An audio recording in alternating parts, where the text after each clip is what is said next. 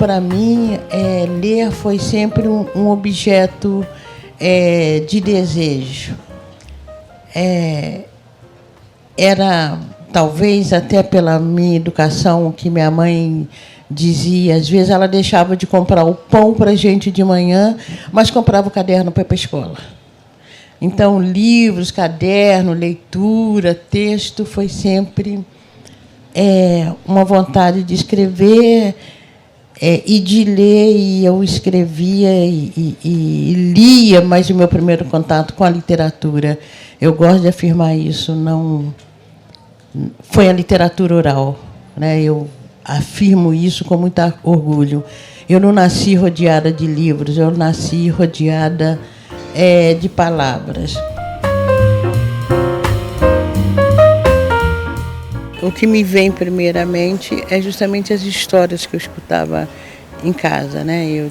Mãe, tia, tio, principalmente meu tio velhinho, contava muita história.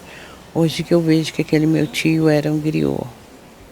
E se tratando do texto escrito, me vem as histórias que eu li no primário, né?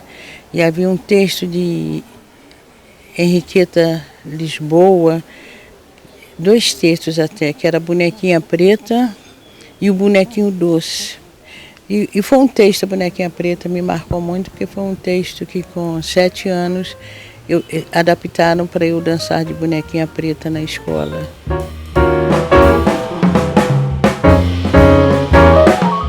Porque escrever também para mim foi um processo muito natural. Foi um processo que eu desenvolvi toda a minha infância, na escola, nas redações escolares. Então, na verdade, eu não decidi ser escritora, é isso que eu quero dizer. É um processo que eu fui, que até a vida foi me possibilitando, porque eu sempre digo, quem lhe dá o status de escritor não é a própria pessoa. Porque a escrita, para mim, ela está relacionada também a essa possibilidade de troca, essa ida e vinda. O exercício da escrita já é um exercício muito solitário. Se você escreve e não tem uma recepção, eu tenho a impressão que você estaria escrevendo a erro. Então, quem me dá o status de escritora é na medida que os meus textos vão tendo uma aceitação. É a pessoa quem lê que foi me construindo como escritora. Agora, escrever sempre como um exercício, como uma possibilidade de ser pessoa, de se reconhecer, isso foi desde a infância.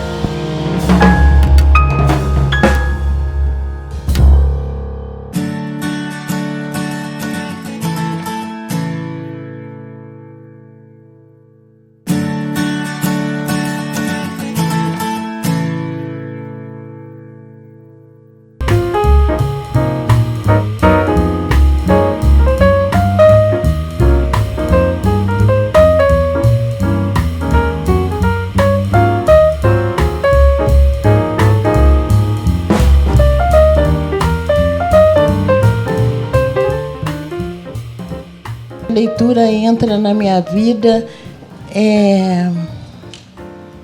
num lugar, cumprindo o vazio de muitas coisas que para todo mundo que escreve, o texto tem muito isso, né? Escrever tem muito isso, cumprindo um vazio, né?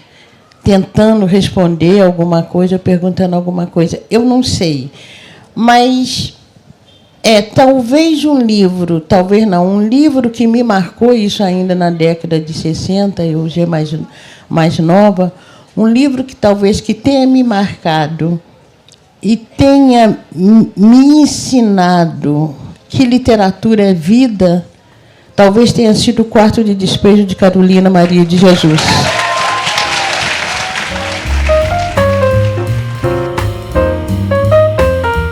O que me inspira a escrever é porque eu não sei cantar, isso eu falo sem sem fazer gracinha. Eu não sei cantar, eu não sei dançar. E para mim a arte mais completa é da dança e do canto, porque não tem tradução. Acho que se você tem se você canta de modo que você comove o outro, ou se você dança de modo que você comove outra pessoa, não precisa de tradução. Eu posso cantar aqui em hebraico e você não entender hebraico e se sentir... Eu posso não, quem tem esse dom, né? Lógico. Alguma coisa eu tinha que encontrar um canal que eu pudesse ser. Não era na dança, não era no canto, não era trocando nenhum instrumento, então era na escrita. Então é isso, é a escrita que me faz. Para mim a escrita, ela é comovente, né? Ela te desconcerta e te conserta tanto para quem produz o texto como para quem lê. Eu tenho vivido muito essas experiências, são experiências muito gratificantes, né? De pessoas que inclusive têm uma experiência de vida totalmente diferente da minha e chegam perto de mim, se emocionam e falam: seu texto mudou a minha vida. E você vê que ou outras que chegam perto de mim e você percebe essa comoção, você percebe essa emoção. E isso é arte, né? Para mim isso é arte. Na arte tem esse poder de te levar nos lugares mais distantes, de trazer as pessoas mais distantes. E como texto, o meu exercício de escrita eu diria que é um exercício muito verdadeiro, porque cada personagem que eu crio carrega de mim, carrega das minhas experiências, carrega da minha maneira de interpretação do mundo, carrega a minha paixão, o meu amor, como também carrega o meu ódio. Então eu acho que, como ele é um texto que ele já se move dentro dessa comoção, ele comove outras pessoas. E o que me comove é a vida. Eu digo muito, por exemplo, para eu descrever uma árvore, eu vou descrever, mas eu tenho que pôr ali um sujeito humano. Se eu for descrever uma estrela, essa estrela também tem que estar relacionada. Então, com esse sujeito humano. Então, é a vida que me comove. E é essa incompreensão diante da vida que eu acho que todo artista busca na sua arte, né? A arte, eu acho que é um caminho que o sujeito procura para ver se ele agarra a vida, né? Para ver se ele entende a vida.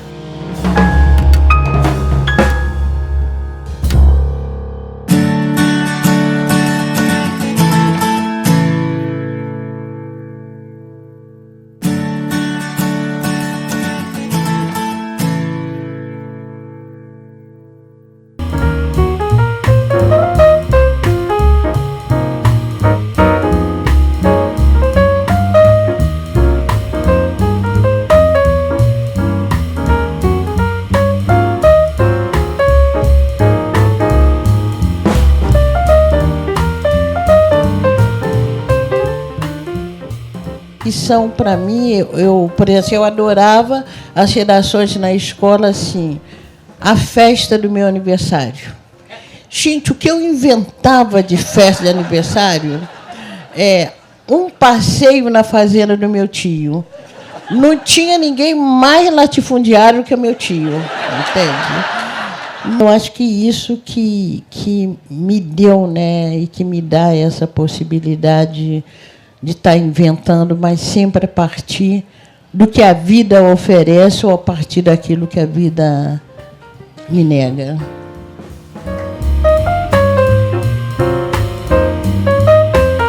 Porque o passado está presente, né? Eu acho que para determinados povos, principalmente para os povos que foram dominados, para as coletividades que são dominadas, o passado ele está presente.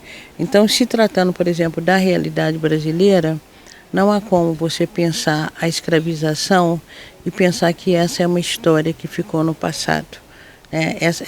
Ela se renova, né? Eu acho que o processo de escravização deixou marcas profundas na sociedade brasileira. E aí eu sempre acho que tem que pôr o dedo na ferida, né? E acho que o passado muitas vezes é essa oportunidade de você pôr o dedo na ferida, né? Há uma dor recalcada na sociedade brasileira, né?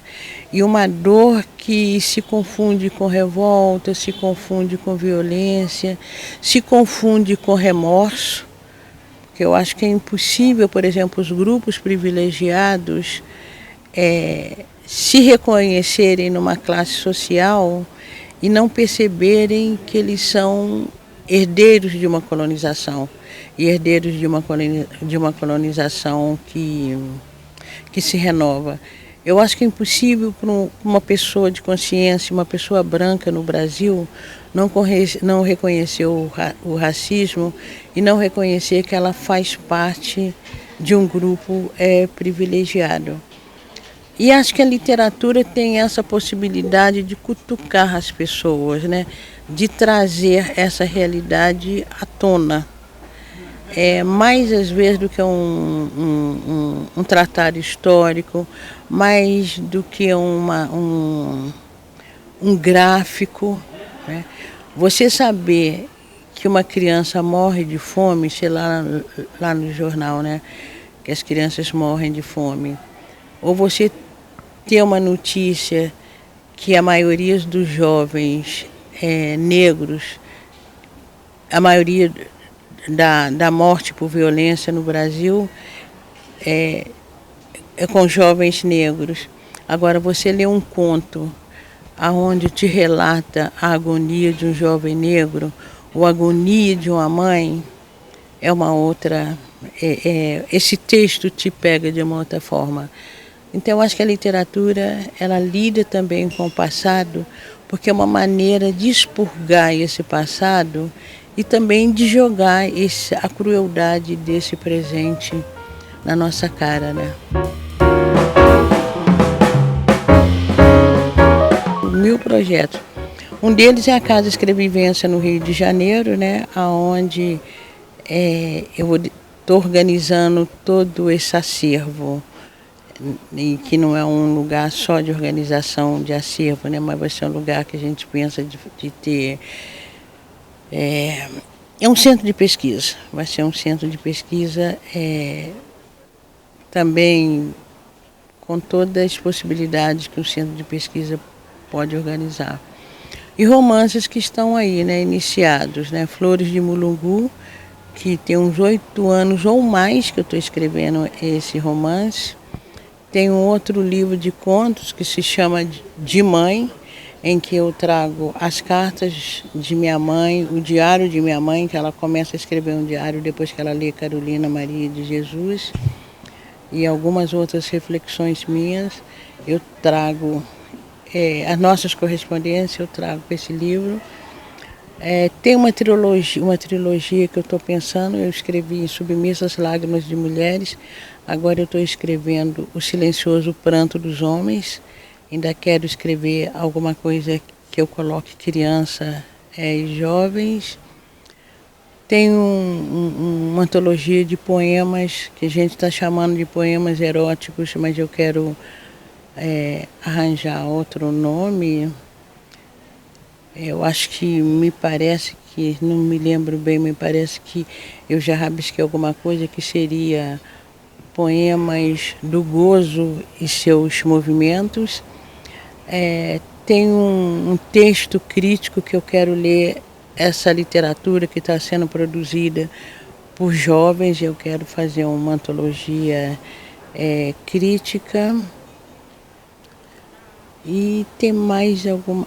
sim, e também um livro de uma escritora afro-americana que vão produzir aqui no Brasil uma edição comentada, e eu estou tentando também parar para fazer essa edição comentada. Um documentário que eu estou fazendo em Belo Horizonte também, que estou indo para lá para cá para na produção, aliás, estão produzindo esse documentário. Então, mil coisas para fazer. Haja tempo.